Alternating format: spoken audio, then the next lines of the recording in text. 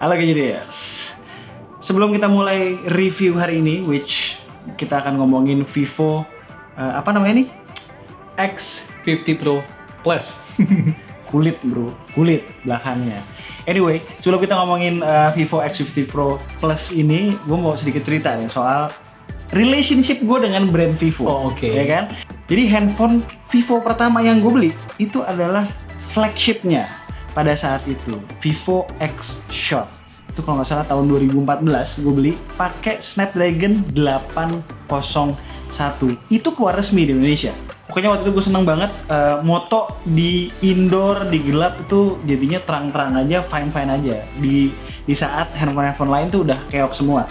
Masalahnya sejak saat itu sampai sekarang, lo bisa inget gak sih Vivo apalagi yang di launch secara resmi di Indonesia dengan prosesor flagship dari Qualcomm?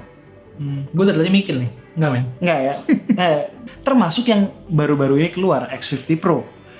Nggak masuk yang X50 Pro Plus. Kangen sama flagshipnya Vivo? Nih dia.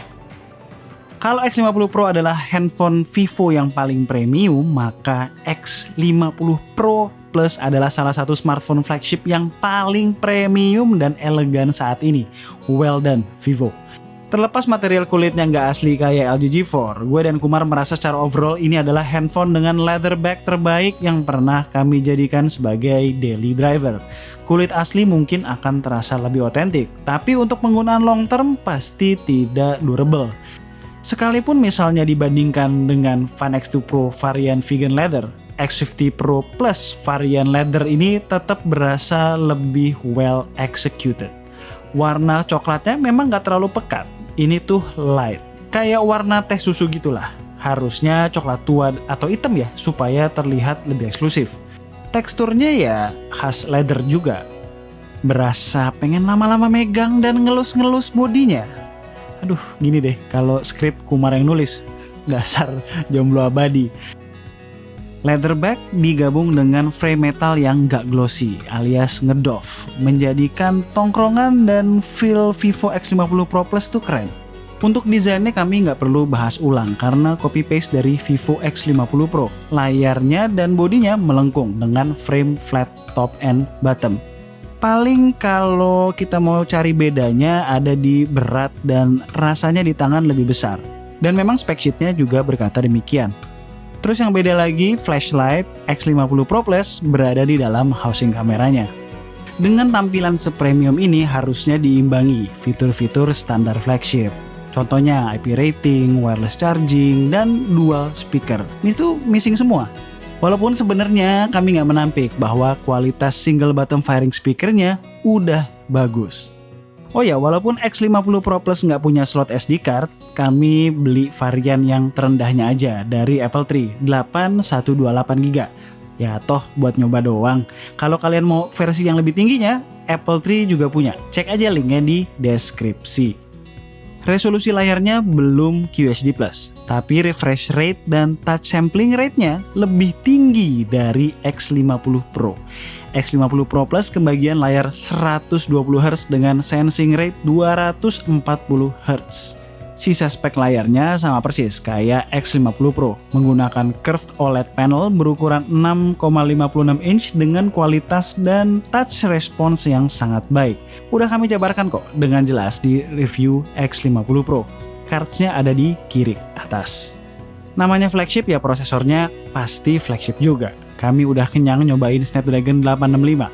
So far belum pernah ngalamin masalah dengan handphone yang menggunakan prosesor ini. Performanya selalu snappy dan ngebut, mau dipakai ngapain juga lancar jaya. Sebenarnya sekarang udah saatnya kita buat icip-icip Snapdragon 865 Plus, ditunggu aja nih. Oh ya, jangan lupa karena unit kami keluaran China, 5G-nya terbuka. Ngomongin soal FunTouch OS, sekarang udah lebih segaris dengan skin group BBK lainnya. Dan ciri khas UI yang mirip iPhone sudah dilupakan. Ini baru namanya Android. Kapasitas baterai Vivo X50 Pro Plus secuil lebih banyak dari X50 Pro, 4350 versus 4315 mAh. Ya nggak ngaruh-ngaruh amat kali ya 35 mAh. Yang beda itu chargernya. Kita dapat yang 44 watt di sini. Ngecas 30 menit bisa ngecas dari 0 sampai 62%. Nggak terlalu signifikan beda speed chargingnya dengan X50 Pro dalam rentang waktu yang sama. Karena speknya lebih buas dan layarnya mantang di 120 Hz, SOT yang gue dapetin sekedar cukup buat seharian. Sekitar 5,5 jam. Di antara ketiga X50 series, setup kamera X50 Pro yang paling canggih karena pakai sistem gimbal. Sebaliknya X50 Pro Plus enggak. Tapi menurut kami nggak kalah menarik juga karena sensor utamanya menggunakan sensor terbaru milik Samsung. Namanya ISOCELL GN1 dengan resolusi 50 megapiksel f1.85 beserta fitur dual pixel autofocus dan menggunakan OIS. FYI, secara spek, ukuran pixel kamera utama X50 Pro Plus lebih gede dari kedua adiknya. Di sini 1,2 Gak cuma resolusi kamera utama yang lebih tinggi dari X50 Pro, sisa 3 kameranya pun juga demikian. Ada lensa ultrawide 13 megapiksel, kamera potret 32 megapiksel, dan lensa periskop 13 megapiksel.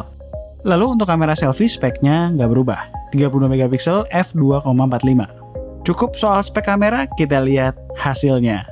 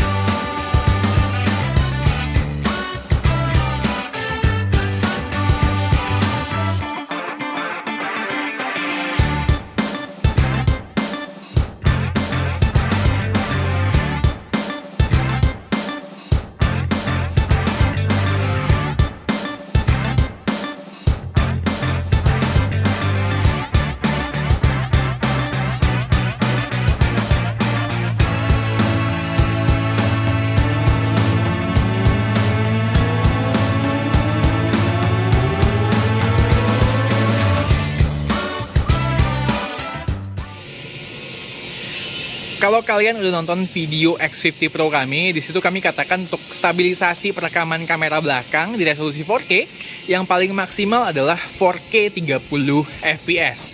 Sedangkan 4K 60 fps itu kurang stabilisasinya.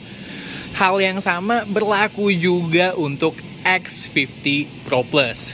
Nah, ini kan udah malam dan udah gelap juga. Jadi gue mau ngetes perekaman keduanya.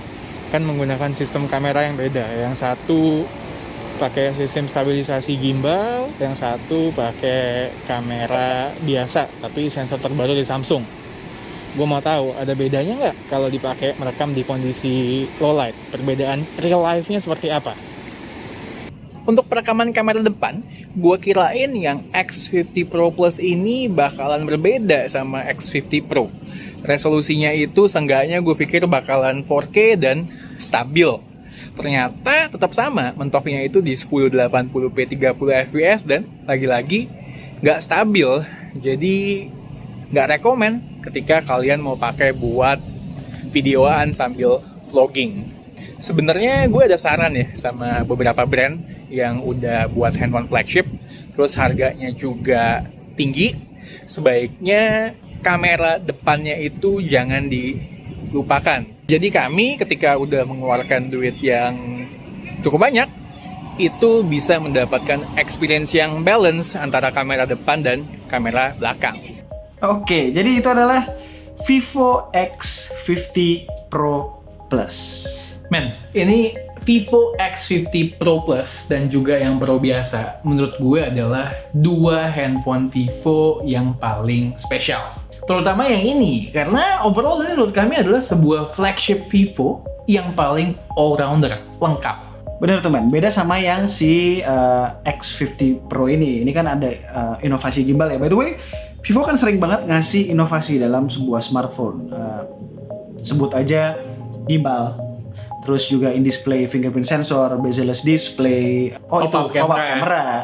Dan gak lama biasanya diadopsi sama banyak brand lain juga. Ya tapi sebenarnya gue nggak masalah juga men, di sini nggak ada inovasi karena sebenarnya ini yang udah lama gue tunggu-tunggu dari Vivo gitu loh. Ya tapi walaupun begitu ya masih ada kekurangannya seperti yang tadi kami jelaskan. Tapi overall, it's a very good phone. So, Vivo Indonesia, kalau kebenaran kalian nonton video ini, ditunggu yang begini-begini dibawa masuk resmi ke Indonesia. As always, kalau kalian suka dengan video kami, boleh klik like, share, dan subscribe. Jangan lupa klik icon bell yang di bawah supaya kalau kita ngeluarin video baru, kalian langsung tahu. Kalau mau tanya-tanya mengenai Vivo X50 Pro Plus, boleh drop komen di bawah. Dan tunggu racun-racun kami berikutnya. bye guys. Bye.